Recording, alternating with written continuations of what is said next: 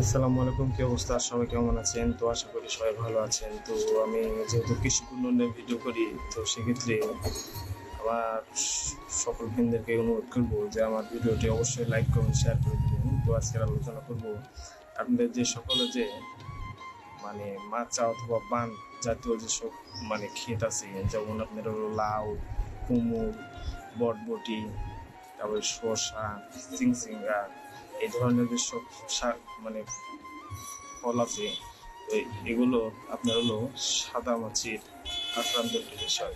তো সেক্ষেত্রে আপনারা কি দিবেন? সেক্ষেত্রে সাদা মাছের জন্য এবং ডগা ও ফল ছিদ্রকারী পোকার জন্য আপনারা মার্কেটিং কোম্পানির ডোন ব্যবহার করবেন।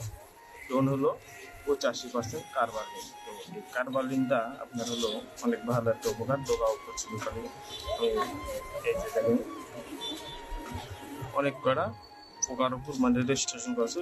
মূলত হলো এ ধরনের এতগুলো রেজিস্ট্রেশন অন্য অন্য করে না।